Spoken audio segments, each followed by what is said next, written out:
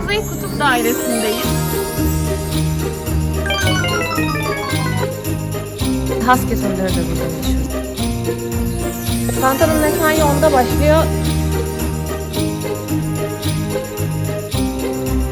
Sıcaklıklar 0 ile eksi 40 arasında değişiyor. Gemi biraz daha mı çekiyor?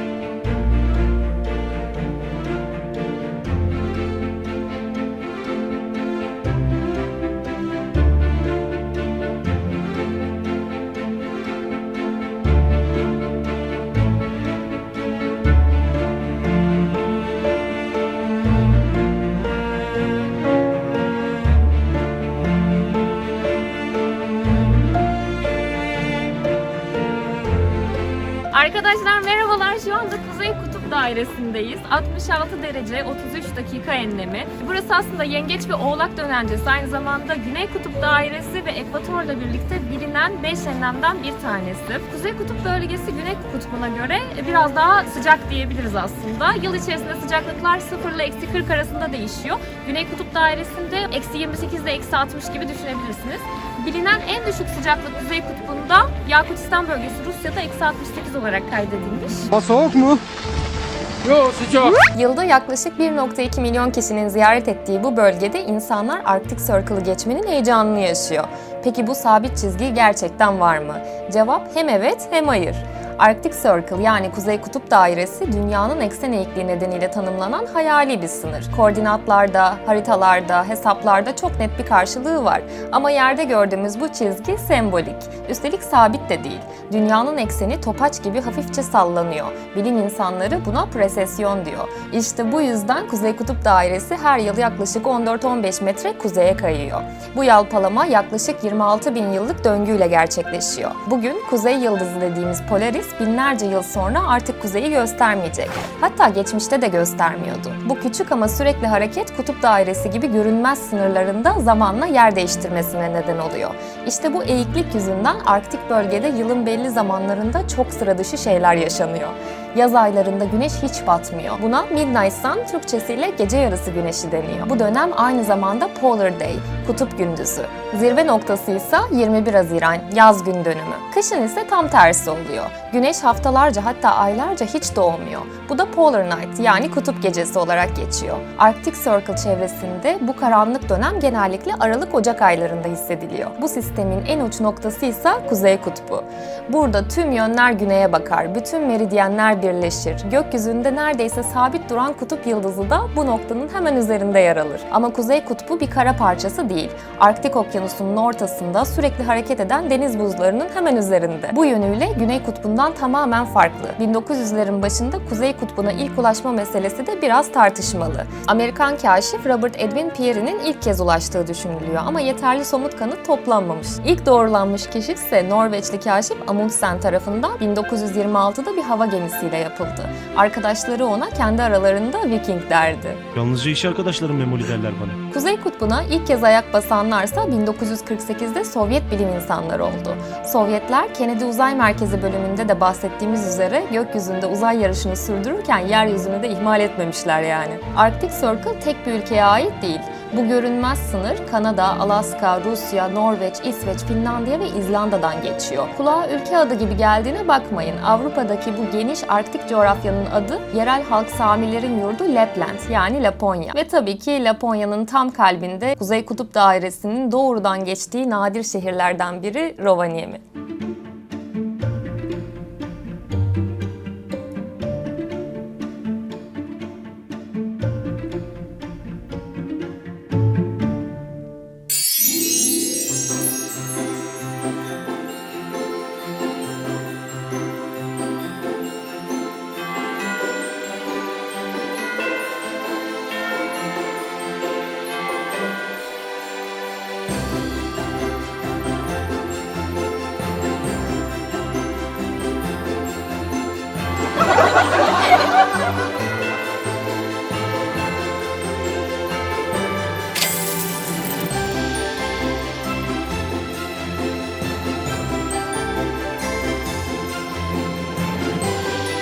Arkadaşlar Noel Baba köyünde yapabileceğiniz birden fazla aktivite var aslında. Bunlardan bir tanesi geyik safarisi, geleneksel olanı diyebiliriz. Snowmobil safarileri, snowshoeing dedikleri belli bir aparatla karda yürüdükleri turlar da mevcut. Husky turları da burada meşhur zaten. Dolayısıyla yapılabilecek çok fazla aktivite var.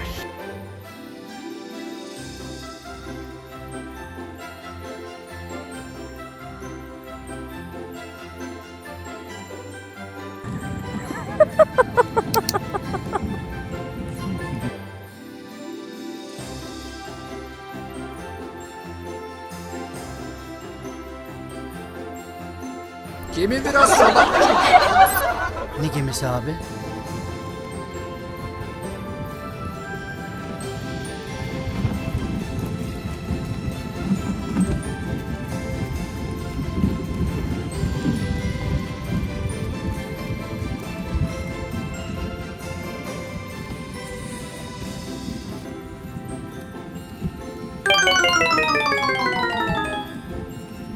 Geyik Graham'la tanışıp sağlı sollu yarım saatlik safarimizi yaptık. Ama bu sadece Rengeyi görelim safarisi değildi. Burası Laponya ya da binlerce yıldır burada yaşayan Samilerin dediği adıyla Saapmi. Samiler Avrupa Birliği içerisinde tanınan tek yerli halk olarak kabul ediliyor. Kökleri son buzul çağının bittiği zamana gidiyor. Yaklaşık 10.000 yıl öncesine. Uzun süre yarı göçebe bir hayat sürmüşler. Balıkçılık, avcılık ama en önemlisi Rengeyi çobanlığı. Yalnız her Sami Rengeyi sahibi değil.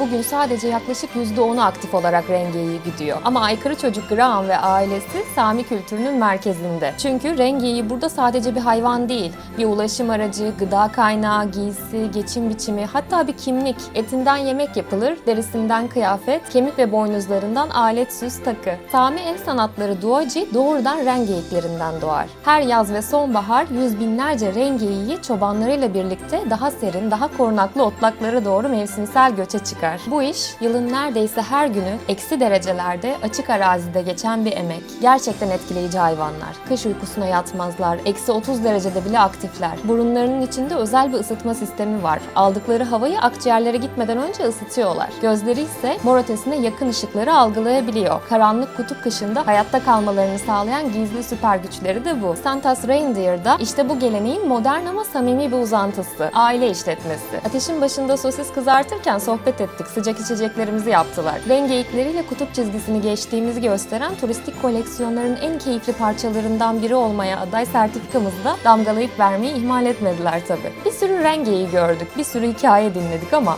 aklımıza istemsizce şu soru geliyor. Bu kadar rengeyi varsa Noel Baba nerede?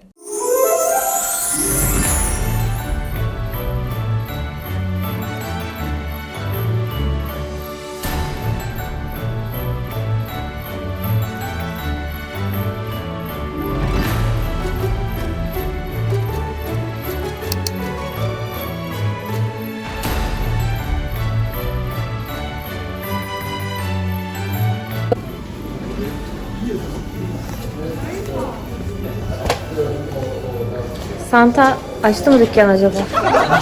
Ne diyorsun? Free entrance, tamam. Santa'nın mesai 10'da başlıyor, 4'te bitiyor. Çok iyi değil mi?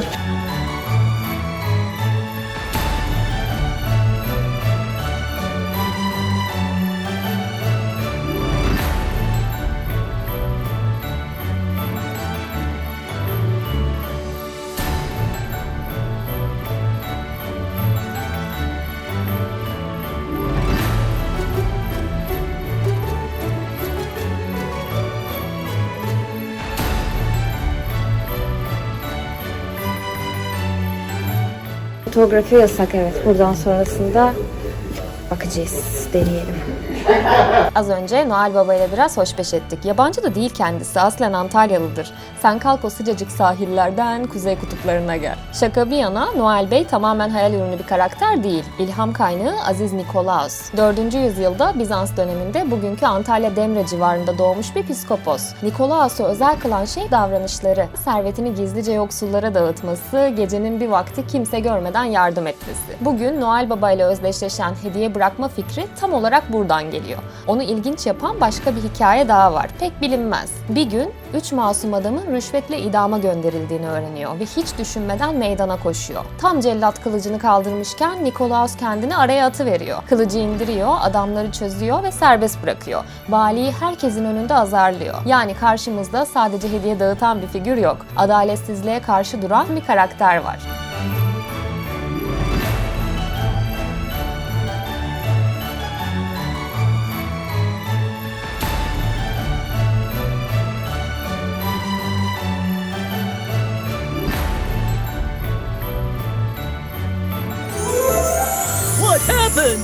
Çocukların, denizcilerin, öğrencilerin, haksız yere suçlananların koruyucusu olarak anılıyor. Bu efsane Avrupa'ya yayılıyor. Özellikle Hollandalılar Nikolaus'u Sinterklaas adıyla benimsiyor. Sonra Hollandalı göçmenler bu geleneği New Amsterdam'a, Amerika'ya taşıyor.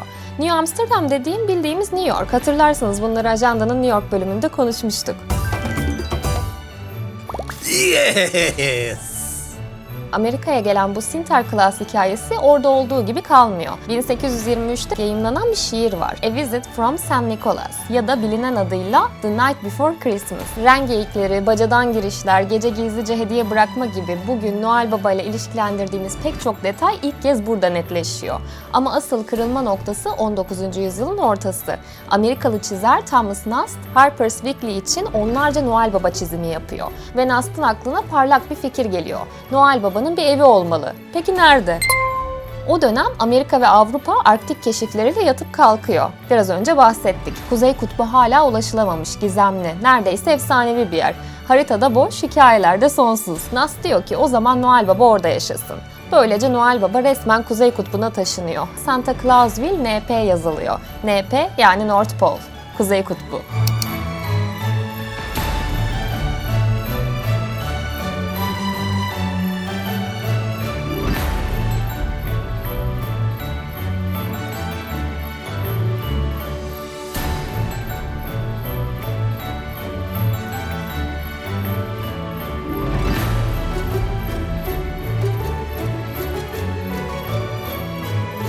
...20. yüzyıla geliyoruz.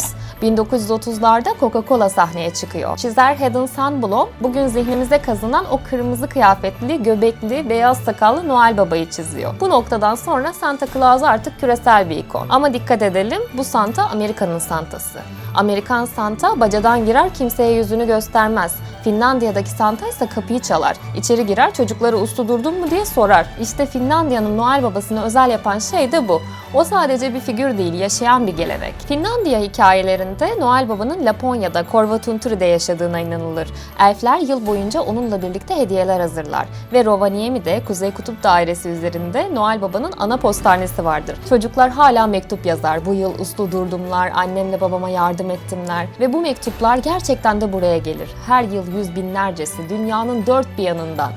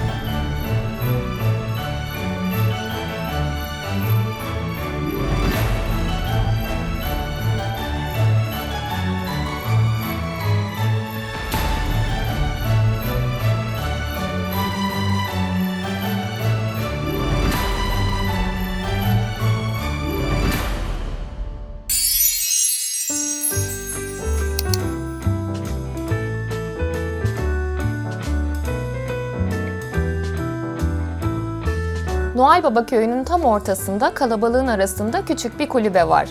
Bugün çoğu insan önünden geçip gidiyor ama aslında burası bu köyün neden var olduğunun da başlangıç noktası. Bu hikaye bizi 2. Dünya Savaşı'nın hemen sonrasına götürüyor. Geri çekilen Alman ordusu Rovaniemi'yi neredeyse tamamen yakıp yıktı.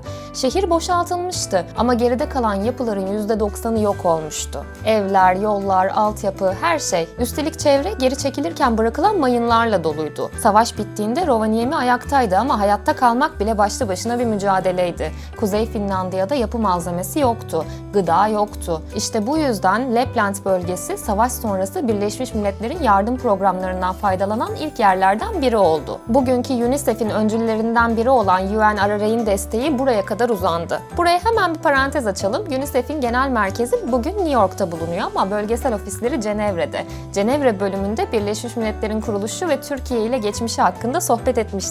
Dilersen sonra o bölüme de beklerim seni. Evet, ne diyorduk? UNICEF yardımı. Tam bu noktada hikayeye beklenmedik bir isim giriyor. Eleanor Roosevelt. Amerika'nın eski First Lady'si. Aynı zamanda UNRWA'nın simgesel ruhu. 1950 yazında yeniden inşayı yerinde görmek için Rovaniemi'ye gelmek istiyor. Bir de özel bir isteği var. Kuzey Kutup Dairesi'ni geçmek. Sorun şuydu. O noktada hiçbir şey yoktu. Sadece orman, bataklık ve yol. Ziyaretine sadece 2 hafta kala Rovaniemi yöneticileri toplandı ve bir karar aldı. Kutup Dairesi'nde onu karşılayacak bir kulübe yapılacaktı. Yer bulundu, arazi bağışlandı, kulübe bir gecede tasarlandı. Ustalar çift vardiya çalıştı. Ve bu yapı sadece 2 haftadan kısa sürede tamamlandı. 11 Haziran 1950'de Eleanor Roosevelt buradaydı. Kulübe hazırdı. Kapılar Roosevelt'in uçağı inerken takıldı. Aslında kulübe Kutup Dairesi'nin tam üzerinde değildi. Yaklaşık 100 metre güneyindeydi çünkü gerçek çizgi bataklıktı. Ama bu küçük teknik detay tarihin yönünü değiştirdi. Roosevelt buradan bir mektup gönderdi.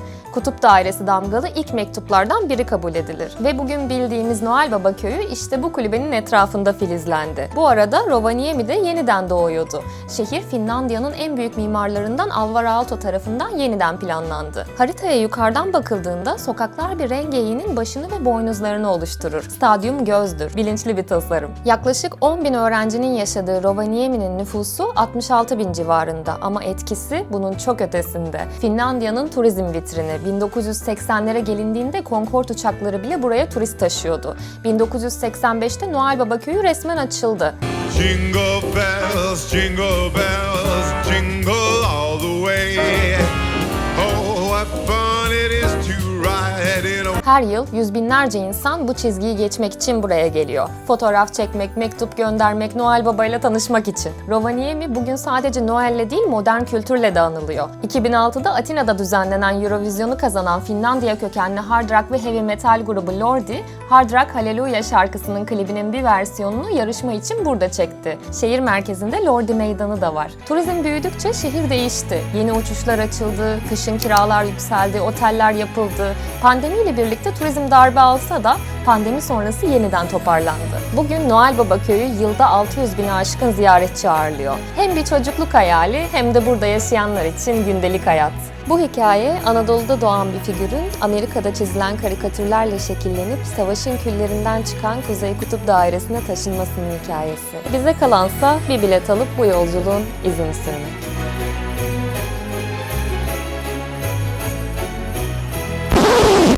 Aslında teknik olarak 2. Anlatacağım. Sadece devam. Building process, we start Et çorbasını deneyeceğiz.